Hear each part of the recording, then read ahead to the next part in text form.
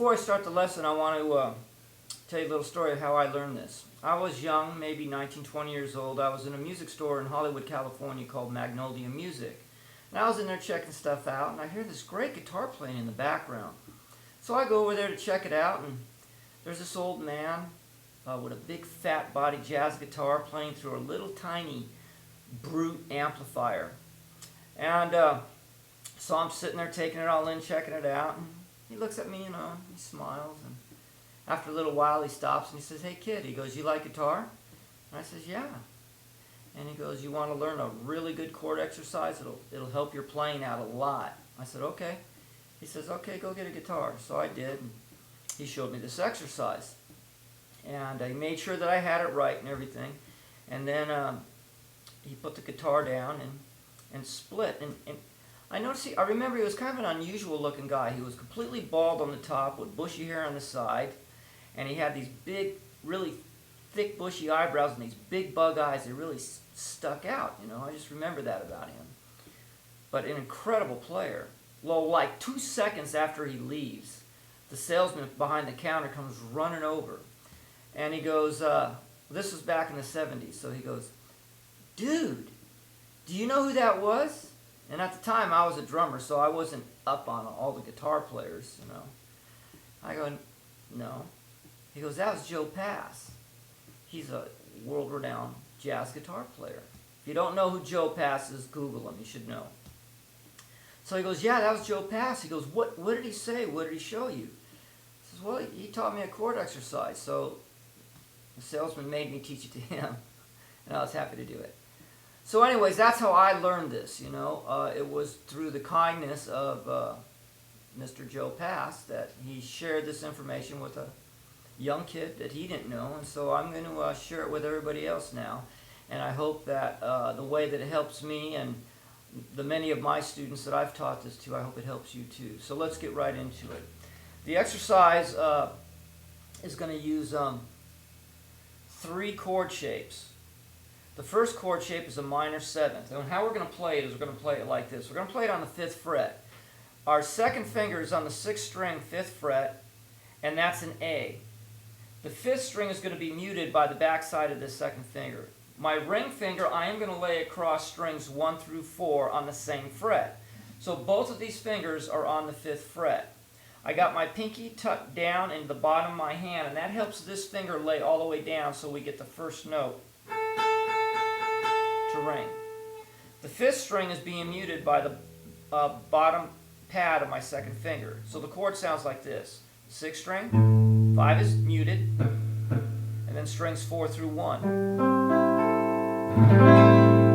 And I'm taking this part of my hand, this little arch here in my thumb, and I'm putting it up against the guitar neck, all the way up against the neck. And then I'm taking my hand and I'm rolling it forward. So as if you were to kick out your elbow a little bit. That's exaggerated, but just a little bit. And it'll roll these fingers forward, tuck your pinky into the palm of your hand, and you'll get a nice clean sound. So that's chord shape number 1. That's a minor 7th.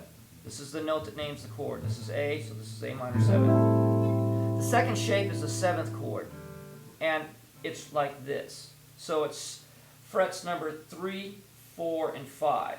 This note right here is the 5th string, 5th fret. That's a D.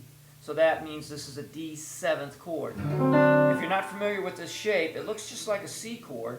And then if you were to take your pinky and put it on the 3rd fret, 3rd string, that's C 7th. Take that shape and move it up 2 frets. Now this finger right here is on the 5th fret. That's a D, so this is a D 7th chord. Sometimes this is referred to as the inside chord because string 1 and string 6, the 2 outside strings, are muted in this shape. So we're only playing strings 5, 4, 3, and 2. So I'm muting string 6 with my thumb right here. And string 1's being muted with this index. So that's the second shape. Shape 1, minor 7th. Shape 2, 7th. Shape 3 is going to be a major 7th chord, and it's going to be played right here. I'm using 2 frets. I'm using frets number 3 and fret number 4. My index finger is on string 6, fret 3.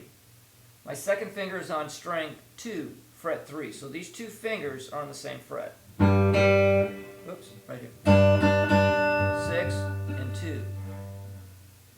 My pinky and my ring finger are on the 4th fret. My pinky's on string 3, 4th fret. My ring finger's on string 4, 4th fret. So the chord is like this. String 5 and string 1 are dead. So here's string 6, string 5, muted, string 4, 3, 2, and 1 is muted. So you have, that's G major 7th. The root note is right here. This is on a G, that's G major 7th. Let's go back to shape 1. 5th fret, A minor 7th. Shape 2, 7th. Inside chord. Shape 3, major 7th. Now shape 4 is the same as shape 1, but instead of on the 5th fret, I'm play it on the 4th fret. So from here you're going to go like this. And I'm on the 4th fret. So when we string those 4 chords together, this is what we have.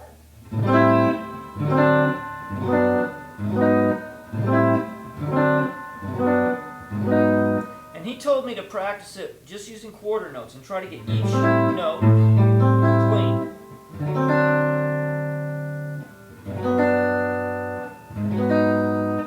What he shared with me is he said just practice going from shape 1 to shape 2. Get that nice and clean. When you can do that, go from shape 2 to shape 3. And then from shape 3 to shape 4. So when you run it all together, once you get it up to speed, this is what you'll have. And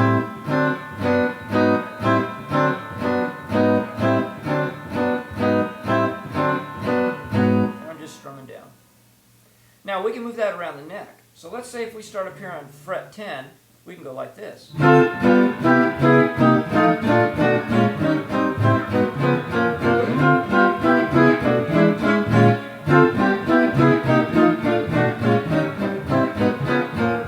What I'm doing is I'm starting on fret 10, shape 1, shape 2, shape 3, this is fret 8, shape 4 is fret 9, then instead of moving back to 10, slide down a half step. Now start the whole progression on fret number 8.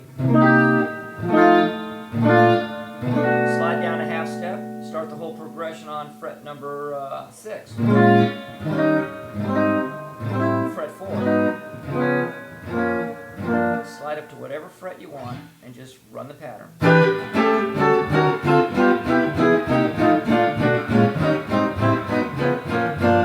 Now another way that you can play that is you can add an open bass note that sounds kind of nice. So whatever string your root note is on, play that string open. So the first shape, the root's on string 6, so I'm going to play open 6 and then play the bass note and strum the chord. The second shape is the root's on string 5, so play an open 5th string, play the bass note of the chord, and then strum the chord. Back to the 6th string open, bass note of the chord, strum the chord. Same thing, 6th string. So that would be like this.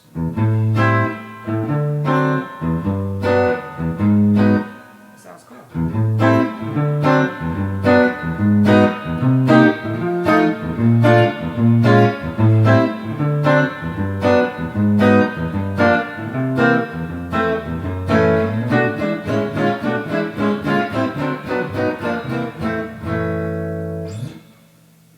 Okay, so practice it a lot. I hope that helps you out. Thanks, Joe. Thanks for helping me out. I appreciate it, and I hope this helps you out too. So for now, this is Frank Orlando saying, see y'all later.